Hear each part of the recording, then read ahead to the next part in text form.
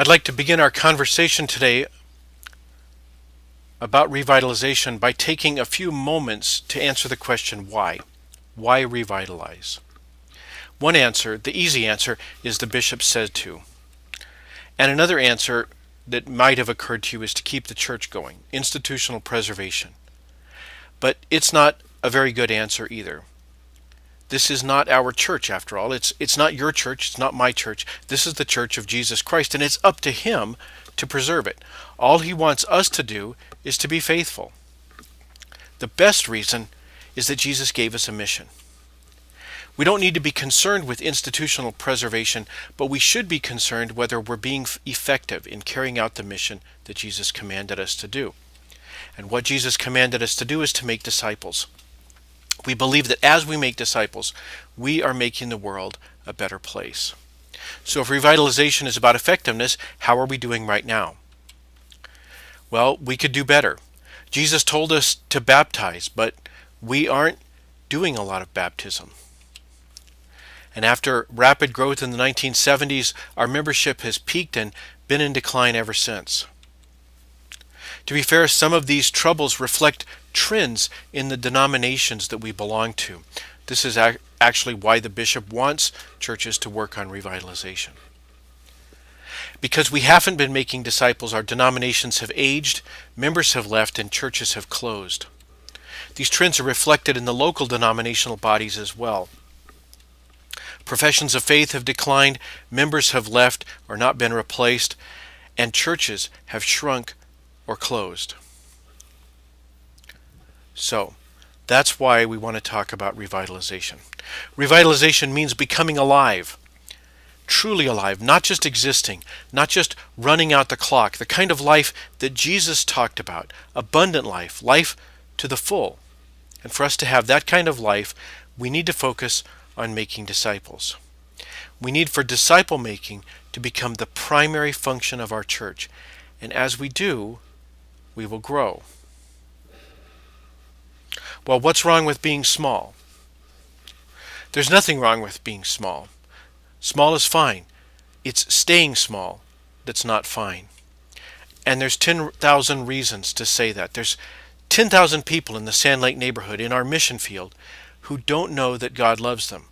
That's why we're called to grow by making disciples.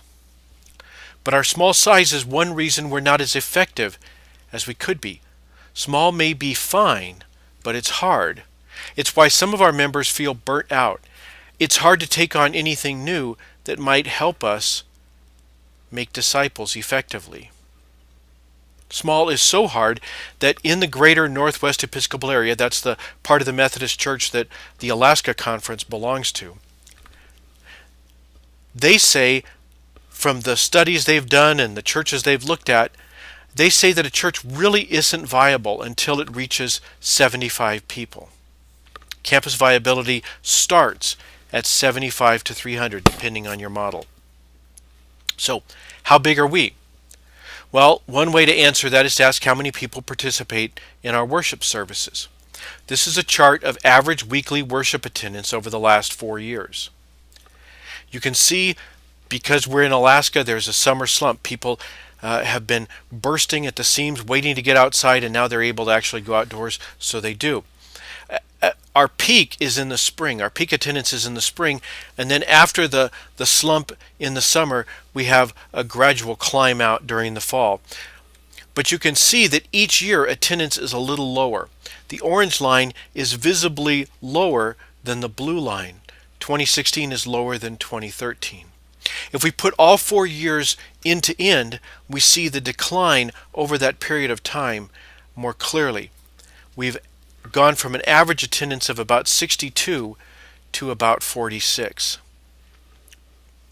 Another way we can look at attendance is by looking at how often people come to church. You can see this chart shows how many people come 10% of the time, how many people come 20%, and so forth. In the past, most people who belonged to a church came every week, or nearly so. That's not true anymore for a lot of reasons. People are busier. There's more competition on Sunday with things like sporting events and things like that. And families are more complicated. And because of that, sometimes the best thing for you to do as a Christian is to stay home or go to the cabin, spend some time with your family. But you will be missed. We miss you and how you participate in our congregation. A final way that small makes it hard to be effective has to do with money. This is how we spend $1 here. Because we're a small church, the pastor is the biggest part of our expense dollar. And after that come building and grounds and the office, utilities, maintenance, snow removal, the copier, things like that. That's $1. But how many dollars are there? Well, last year expenses were pretty steady at about $14,000 per month. Our income averaged a little bit higher, about $14,500. But you can see for much of the year the income was actually lower. It was about $12,000.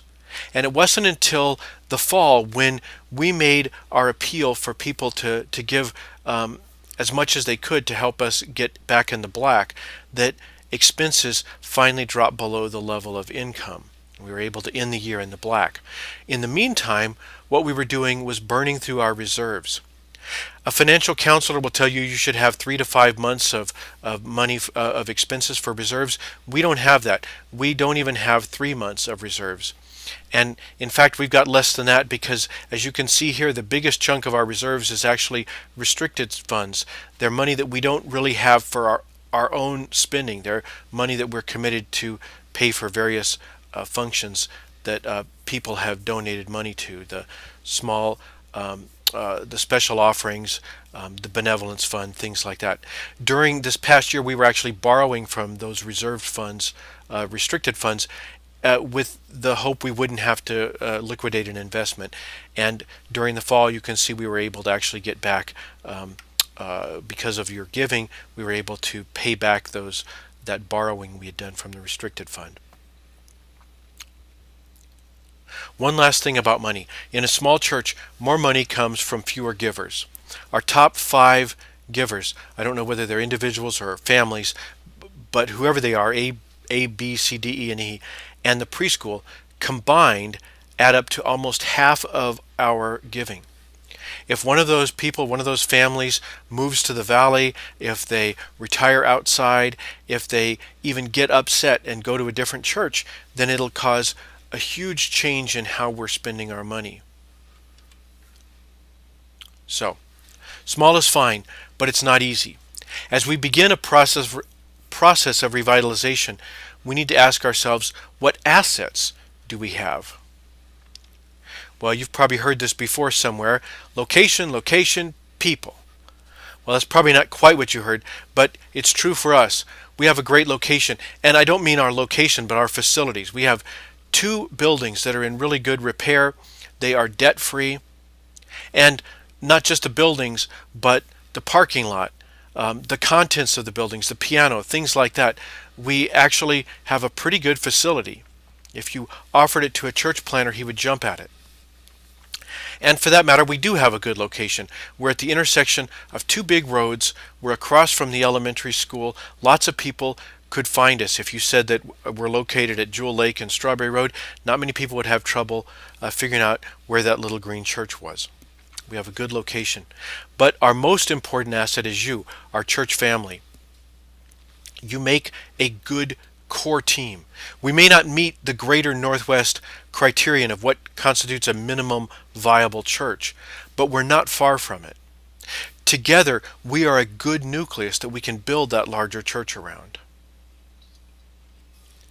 Another thing about you as a congregation is you're generous. Everyone who volunteers their time keeps us going. And your generosity in giving is what enables us to pay our bills, pay our denominational apportionments, and stay out of debt. And you know our mission field. You're part of this community. You have a history here. You understand Anchorage. You understand Alaska. You know what makes it a great place to live and what makes it challenging to live here. The people, our location, our facilities, these are really important assets in making us successful as we go about making disciples. Revitalization won't be easy. It will take a lot of work, a lot of love, and a lot of prayer. But staying small isn't easy either. As we turn our focus outward, as we engage in the mission that Christ gave us, we will experience the abundant life He promised, and with each new disciple, the world will be a better place. Thank you.